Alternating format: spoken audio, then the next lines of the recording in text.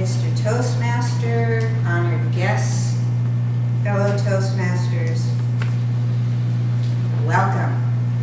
Life, liberty, and happiness. These are the three fundamental rights that are enshrined in our Declaration of Independence. During our time today, I'm going to talk to you about three elements of that. One, I'm going to lay down a foundation regarding life, liberty, and happiness. Number two, I'm going to develop a framework so that you have a better understanding of life, liberty, and happiness. And number three, I'm going to give you some tools that can literally enhance the quality of your life, liberty, and happiness. Now, what is life, liberty, and happiness? What does that mean to you? Are we talking about quality of life? Are we talking about longevity? Do you feel free? Well, in order to evaluate where you're at with regard to that, I've given you a worksheet. It's a very simple worksheet. It's going to be very private. We're not going to share this with anyone. It's very confidential. All I'd like you to do is circle 7 attributes that are most important to you. And I'm going to give you 20 seconds to do it. Circle 7 attributes that are most important to you. Begin now.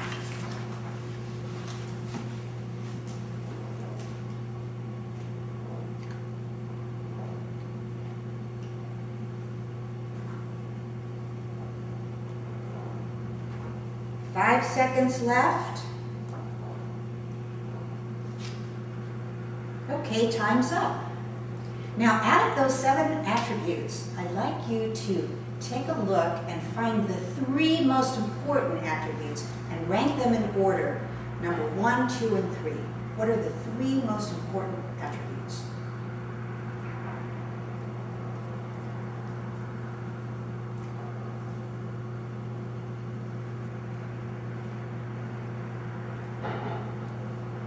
Okay, great. Are you guys finished? Now, I'm just curious, did anyone circle health as being one of their top 3 attributes? Just one person. Okay, great. Thank you very much. So can you recall a time when you really felt life, liberty, and happiness? When you felt really great, when you were having a wonderful experience, when you felt free, when you felt truly happy? Can you recall a time? And what was going on in your body? Well, what's happening in your body when you're in this enhanced state is that your brain is releasing a couple of hormones in your system. One is dopamine, and the second one is oxytocin. And these are the feel-good hormones, and that's why you're feeling good. Now, what can really mess up your good feeling? What can really feel like a brick's being thrown and all your good feelings are being shattered?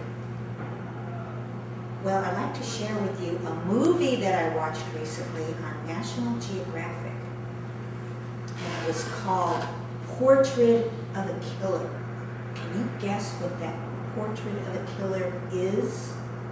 It's something that really messes up your good feelings. Can anyone take a guess? What is the portrait of a killer? Solomon. How does a killer look like, or what can really mess up your good feelings?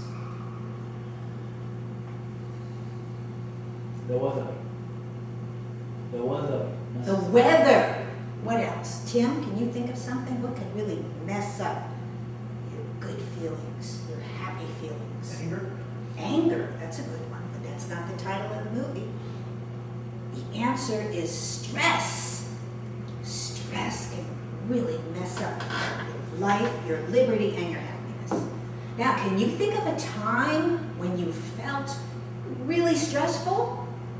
When something was happening that was out of your control? When your heart started to palpitate, you started to feel nervous, you started to sweat, you started to feel frustration, irritation, maybe anger. Can you think of a time when you were really stressed? Have you ever had a stressful job? I used to have a job when I was in my early 20s that was enormously stressful. I was a travel agent, and my boss told me I was never allowed to say no to a client. And the clients would call 1 week before Christmas and they'd want to go to Hawaii. Well, everything was sold out. There were no seats on the airplane. There were no hotel rooms in the hotel. And I wasn't allowed to tell the client no. So I found myself having to get on the telephone, talking to the general manager of the hotel, begging him to kick people out of the suite so my client could get in the suite. And I found myself having to call presidents of airlines, seeing if they could kick people off the plane so my people could get on the plane. That was just so stressful for me. And I eventually got out of that industry, by the way. Now, what's going on in your body when you're experiencing extreme stress? What's happening is your brain is releasing a different kind of a hormone called a glucocorticoid. And a glucocorticoid floods your brain. It starts to kill your brain cells. It kills your memory cells. It damages your chromosomes, causes them to fray and unravel. Glucocorticoids could cause ulcers. They clog your arteries. It can cause heart disease. It suppresses your immune system so that you can become susceptible to many kinds of diseases, bacterial infections, viral infections. It causes chronic depression, but worst of all, it takes away from your life expectancy. As a matter of fact, studies have shown that for every hour of stress that you experience, you lose 6 hours from your life. So if you're working at a stressful job for many years, 1 year of stress, 1 year of a stressful job could equal 6 years loss of your life. Now, how do you mitigate stress? Do you have a technique that helps you to relax, that helps you get rid of your stress? Lauren, what's your favorite technique for getting rid of stress? To meditate or pray. Meditate or pray. How about you, Solomon? Do you have a technique? My technique is just do something else that's causing the stress. Actually, I just did it in the office where I was just stressed for a while, so I just looked through the internet and found myself. Look through the internet. Okay, Tim, how about you? Do you have a favorite technique for mitigating stress? Like isometrics, tense part of your body, and just relax, feel the extra tension and relaxation. Okay, that sounds really useful. My favorite technique for mitigating stress is getting away, going out of town. I love to travel. Even if I go to the suburbs, I just feel like I'm on vacation and I just relax. So that's what works for me. Now, why are we talking about this? What am I doing here today? I'm here to introduce to you the Next Step Rejuvenation Challenge. This is a 2-week program that came out of my recent experience at the Pretty Good Longevity Center in Miami. And it's a very, very simple program, and it involves making 3 simple changes to your diet. All you have to do, number 1, is for the next 2 weeks, it's not forever. Number 1, eliminate salt from your diet. Number 2, eliminate sugar from your diet. And number 3, eliminate white flour from your diet. Now, this will involve you having to look at labels on products that you purchase, but it's only for 2 weeks. Part 2 of the program is an exercise program. We'd like you to walk every day for 45 minutes. And you can break that up. You could do 15 minutes in the morning, 15 minutes at lunchtime, and 15 minutes in the evening. And part 3 of the program is if you commit to joining the Next Step Rejuvenation Program, I will include 3 free webinars on how to reduce stress. Plus, I will include a lecture on how you can enjoy quantum values. Do you want a higher quality of life? Declare your support. Join my list. Give me your email information, and I will get you started today. Mr. Toastmaster? Okay. Connie, I admire a lot. Your speech has three components that's really very effective. The first one is you had a really good introduction. Your introduction was very strong. You attracted our attention from the beginning. Life, liberty, and happiness. Who doesn't want liberty and happiness? And your conclusion was also very strong.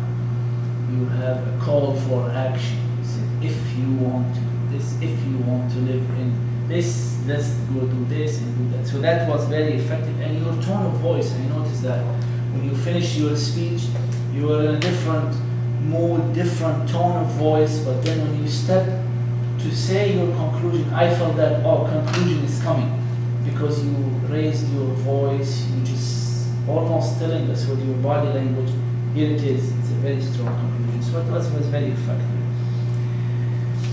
The introduction, part of the introduction also, you were very organized. You said 1, 2, 3, I don't remember the detail, but I felt that you were very organized, and then you emphasized that number one is 2, number 1 is this, 2 and 3, and so on.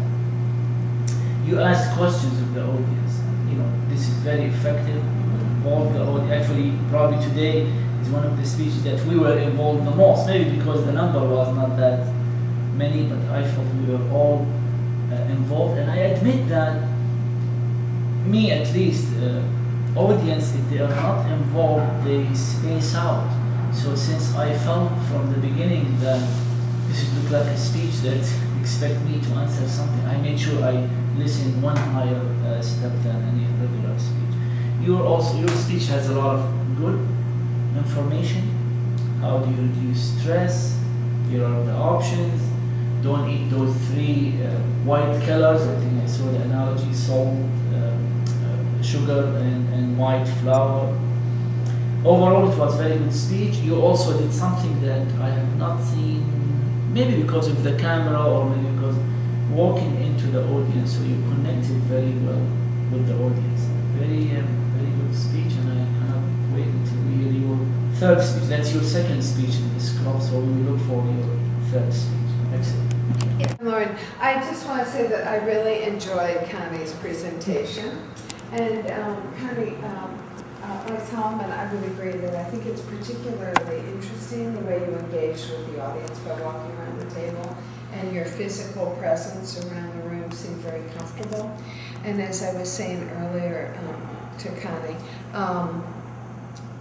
the comfort level that she exhibited in her talk, I thought was very good, because it allowed me to be comfortable and to be open to hearing more of what she had to say. So I found that really, really great. And you seem very knowledgeable and well-versed, very solid in your understanding of what you were talking about, very comfortable with us. I was very impressed. That's really all I have to say. Connie, thanks very much for your speech. As your speaking coach, I feel it's only fair to talk about some of your strengths and then talk about some areas for development. Now, these areas I'm talking about are going to go way beyond the basic Toastmaster stuff, but hopefully they'll be helpful, and then we can do this also in kind of a speech clinic. We should have plenty of time. First of all, strengths. The roadmap, as world champion Craig Valentine called it, was very well laid out. You say exactly what people are going to be going through, the steps they're going to be through, what they're going to learn. That worked very well. The activity was interesting. I'll come back to that in a little bit, but it's good to have an activity. Gets people involved, gets people thinking about your speech, very useful. Audience questions were fine. Could be a little bit better. I'll talk about that in just a little bit. The examples were good. Something you could do better than examples. You probably know what that is. And I love that you were mentioning that you give out free gifts. One great way to promote things is say you're going to give something for free, there's a benefit. Just offer unbelievable deals. If you can offer an unbelievable offer, people will take it, because they'll say, wow, I'm getting all this stuff, wonderful. People have that impulsive sense that I better get it now before he wises up and realize how much great stuff I'm getting for free. Thoughts of development. First, a little picayune thing, the word literally.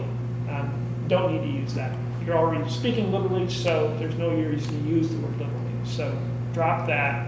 And minor point also is you said, can you recall? Just say recall, much more powerful. Recall, imagine, picture, think about it, those sort of things. So just tell the audience what to do as opposed to requesting it from them. The thought about the activity is, what's the purpose of the activity?